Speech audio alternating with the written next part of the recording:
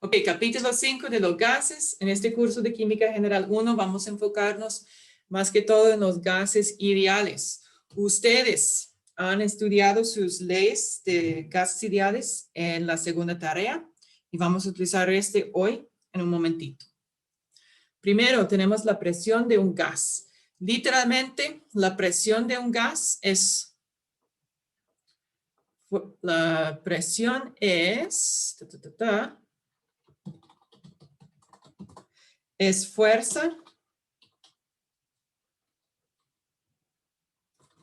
sobre área.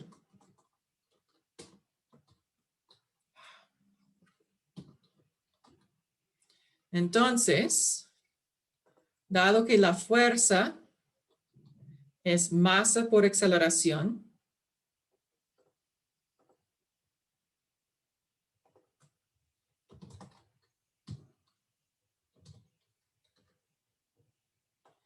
y área simplemente es el área.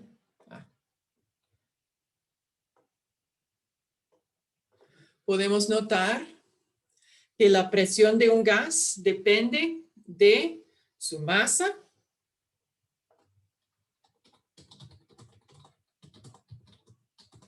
de una partícula de gas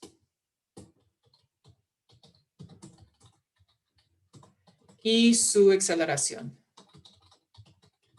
cuando choca contra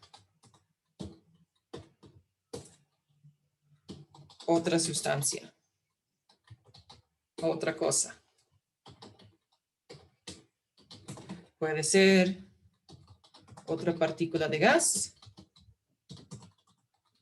puede ser el muro del recipiente, puede ser su piel, cualquiera. ¿Ok?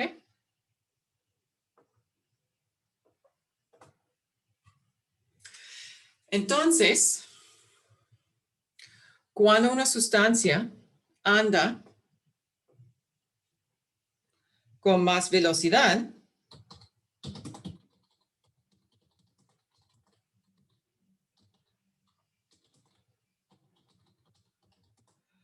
va a tener más aceleración durante la colisión. Entonces, una partícula con mayor velocidad puede resultar en mayor presión. ¿Cómo vamos a tener mayor velocidad? Por tener mayor temperatura. También la masa de la partícula de gas afecta la presión del gas. En general, una partícula grande tiene una velocidad, ¿cuál? ¿Mayor o menor si la temperatura es constante? Menor. Menor, ¿ok? Entonces, a la misma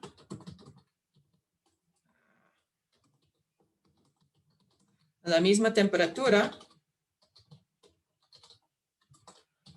una partícula masiva tiene velocidad menor. Como consecuencia, bueno, voy a poner este aquí abajo. Como consecuencia,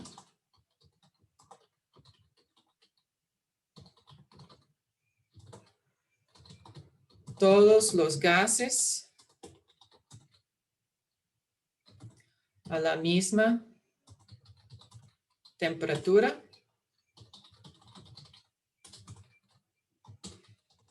y cantidad y volumen tienen la misma presión.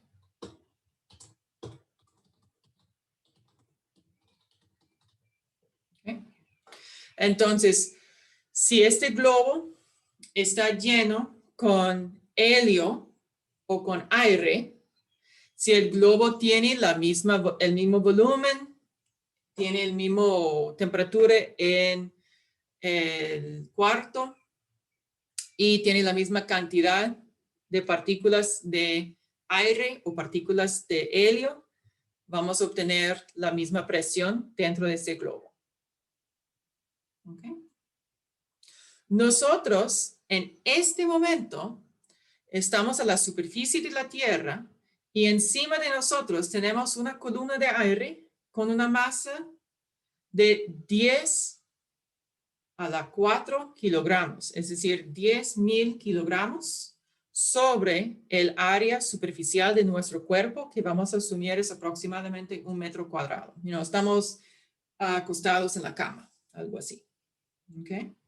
Entonces, esta masa de aire está bajo la fuerza gravitacional, que es más que todo es una aceleración. Entonces, la aceleración por la masa sobre y entre el área superficial nos da la presión de una atmósfera. ¿Ok? Entonces, a una atmósfera de presión, que no suena como mucho, de verdad estamos resistiendo 10,000 kilogramos en cada metro cuadrado, que es mucho.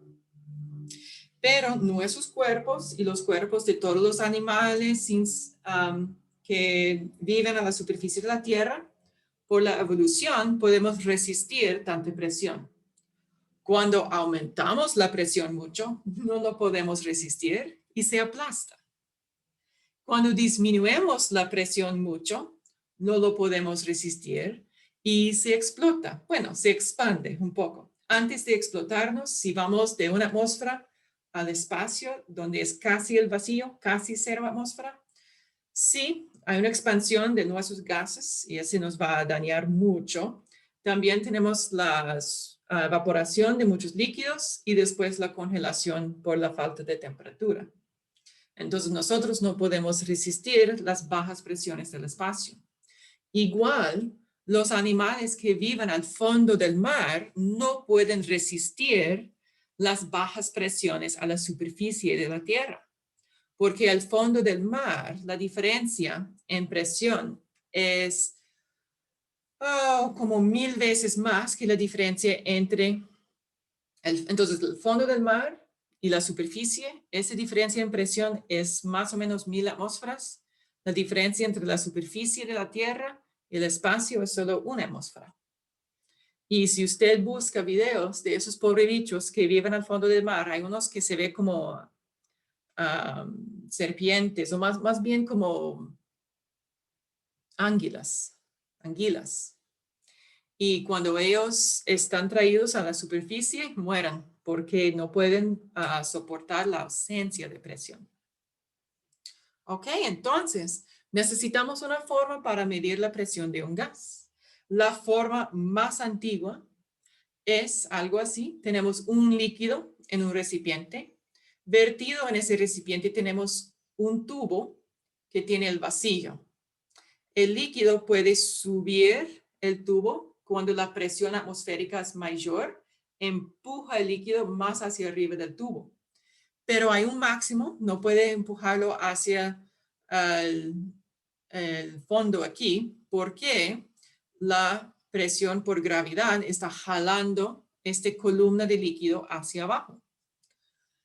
Tradicionalmente elegimos mercurio como el líquido porque el mercurio es muy denso. Entonces, esta columna a presiones atmosféricas normales solo va a tener una altura de 700 y algo milímetros. Entonces, la unidad de presión más antigua es literalmente milímetros de mercurio. Vamos a medir la altura de esa columna de mercurio en milímetros. ¿Okay? Si habíamos elegido otro líquido menos denso, por ejemplo el agua, tendría que medirlo en metros de agua. Entonces no es tan conveniente tener un tubo de varios metros de altura. Mucho más conveniente en cientos de milímetros con el mercurio.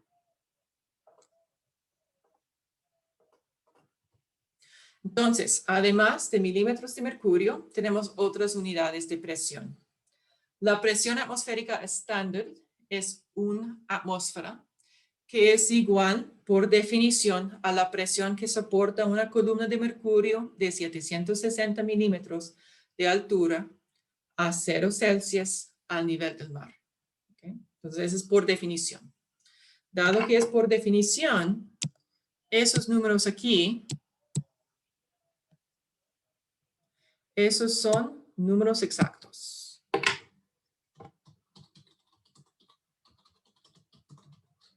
Es por definición.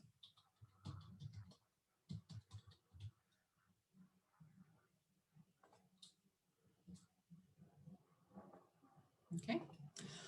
Hay otras unidades de presión, incluyendo el pascal y el kilopascal. Podemos notar que la factor de conversión no es tan bonito, entonces hay que elegir la cantidad de cifras significativas que usted va a utilizar en su cálculo. Okay.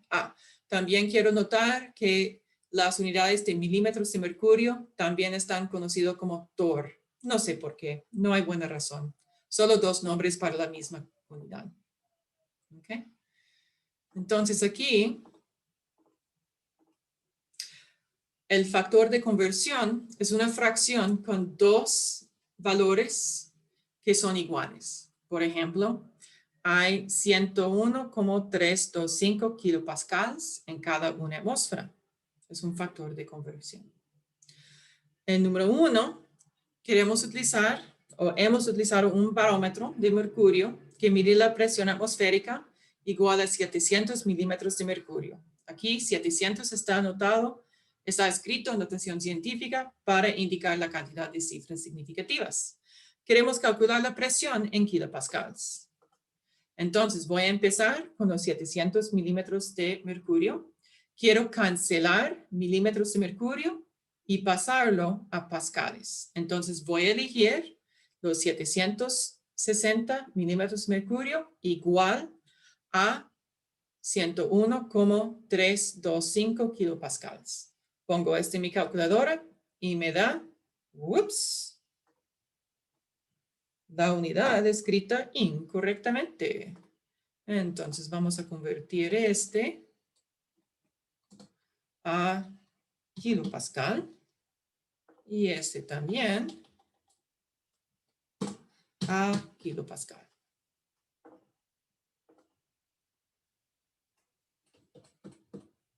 ¿Ok? Y siempre voy a escribir mi respuesta final con la cantidad de cifras significativas correcta. Ok. Ustedes habían visto en su simulación de leyes de gases que hay una relación entre presión y volumen. Y esa relación se llama directa o indirecta. Indirecta. Es indirecta. ¿Por qué? O bueno, inversa, perdón. Porque lo más alta la presión, lo más baja el volumen. ¿Okay? El señor Boyle lo descubrió porque tenía un gas atrapado en un tubo con forma U y ese tubo estaba tapado con un poco de mercurio. ¿Okay? Cuando él agrega más mercurio, la masa de esta columna de mercurio va a comprimir el gas. Entonces la diferencia en altura entre este lado del brazo y ese lado del brazo literalmente es la presión sobre el gas y puede medir el volumen del gas utilizando esta altura aquí y el diámetro del tubo. Entonces él vio lógicamente con más presión el volumen disminuye. Entonces una relación inversa. Vamos a describir este con el símbolo alfa para indicar que el volumen es proporcional a 1 sobre la presión. Aquí, si hacemos un gráfico con volumen contra 1 sobre la presión, tenemos una relación lineal. ¿Okay? Señor Charles investigó la relación entre volumen y temperatura y ustedes también lo investigaron en la simulación para tarea 2 y encontraron cuál tipo de relación. Directa. Muy bien, es directa. Entonces, conforme aumenta la temperatura, aumenta el volumen. Y ese es cuando la cantidad de gas y la presión es constante.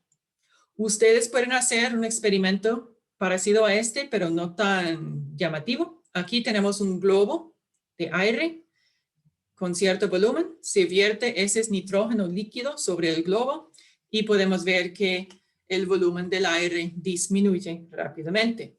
Si ustedes quieren, pueden sacar un globo o una botella con solo un poquito de agua dentro, taparlo a la temperatura ambiental o idealmente en un día caliente y después dejarlo en su congelador. El globo va a demostrar más fácilmente el cambio de volumen, pero también con una botella plástica, ese también se va a notar que se comprime un poco a temperatura baja. Ok, señor Charles obtuvo esos datos de temperatura y volumen de un gas. Y un compañero que se llama Kelvin dijo, ok, yo veo la relación directa, pero ¿qué sucede cuando yo hago la extrapolación de esos datos? Voy a llegar a una temperatura en que el volumen es cero. Teóricamente, si yo sigo disminuyendo la temperatura, voy a llegar a un volumen negativo. Pero es imposible tener un volumen negativo. Entonces, Kelvin tuvo la hipótesis que hay una temperatura mínima del universo y él se lo llamó el cero absoluto y por lo tanto inventó la nueva escala de temperatura, la escala de Kelvin, que es la mejor escala que tenemos. Entonces, el cero absoluto de la escala de Kelvin originó de la extrapolación de esos datos, que eventualmente no podemos disminuir la temperatura, porque si la temperatura es menor que el cero absoluto, vamos a tener una sustancia con volumen negativo, que es imposible. Hay otras pruebas como de que el cero absoluto es real, definitivo, que tiene que ver con la ley del principio de incertidumbre de Heisenberg, que básicamente al 0 Kelvin todo el movimiento para. Entonces es posible saber la posición y ímpetu con certeza. Y ese rompe la ley del principio de incertidumbre de Heisenberg. Y si un día ustedes hagan la derivación del principio de incertidumbre de Heisenberg, va a ver que si ese se rompe, toda la matemática se va a romper también. Es muy lindo. Ok. Entonces, el volumen es proporcional a la temperatura. Avogadro hizo un experimento demostrado que si agrega un gas a presión constante, el volumen aumenta. Si quita el gas a presión constante, el volumen disminuye. Entonces, hay una relación directa entre volumen y cantidad de gas. Avogadro siguió con otros experimentos. Entonces, él sacó 3 muestras de gases diferentes: helio, nitrógeno y metano. Cuando él tenía cada uno con un volumen de 22,4 litros a una atmósfera de presión a 0 Celsius, la cantidad de gramos de cada gas varía, pero la cantidad de moléculas de cada gas era constante. Y tal vez uno de ustedes puede notar cuál es el valor de 6,02 por 10 a la 23. Deben reconocerlo. El número de Avogadro. Es el número de Avogadro. Entonces, esta cantidad de moléculas es igual a un mol. Entonces, en vez de utilizar cantidad de moléculas, vamos a utilizar un mol. Aquí. Aquí. Y aquí. Un mol. Otro cambio que podemos hacer cuando estamos haciendo cálculos, yo había dicho que Kelvin es mejor. Entonces, en vez de 0 Celsius, vamos a utilizar 273 o 273 como 15 Kelvin, ¿ok? En cada caso. Entonces, en los experimentos que ustedes habían hecho en la simulación de gases ideales, habíamos dicho que volumen es proporcional a 1 sobre presión. Volumen es proporcional a temperatura y volumen es proporcional a la cantidad de moles. Siempre estamos utilizando proporcional porque no sabemos cuál otro constante existe. Vamos a combinar esos tres y decir que el volumen es proporcional a moles por temperatura sobre presión. Voy a reordenarlo. PV, presión por volumen, es proporcional al número de moles por la temperatura. Ahora lo que yo quiero hacer es una ecuación, no solamente una relación. Entonces, para convertir proporcional a igual, voy a poner una constante. Y esta es la constante de gases ideales. Ahora, vamos a calcular cuál es este constante de gases ideales. Ok, voy a despejar R, es presión por volumen sobre moles por temperatura. Voy a sustituir la presión en el experimento, 1 atmósfera. El volumen en el experimento, 22,4 litros. La cantidad de moles, 1 mol. Y la temperatura, 273 Kelvin. O 273,15 Kelvin. ¿Ok? Con todo he calculado que este constante en la ley de gases ideales es igual a 0,0821 atmósferas por litro sobre mol por Kelvin. ¿Ok? Entonces, esta es una constante del universo. Y vamos a utilizarlo frecuentemente en el estudio de gases y en otras partes, por ejemplo, en el capítulo de equilibrio, se va a devolverse, a regresar. ¿Ok? Entonces, ahora queremos utilizar esas relaciones para responder a unas preguntas. Vamos a suponer que tenemos un gas confiado en este cilindro. Podemos notar que hay una llave cerrada para mantener la cantidad de gas constante, excepto cuando abrimos la llave. Y hay un pistón para variar el volumen del gas. ¿Okay? Vamos a calentar el gas de 298 a 300 Kelvin mientras se mantiene el pistón en la posición. Entonces queremos saber qué va a suceder con la presión. ¿Ok? Entonces si se mantiene esta posición del pistón, este indica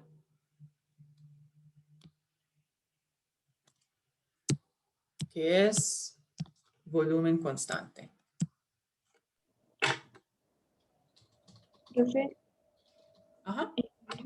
eso sería que aumenta, no, que no cambia, entonces.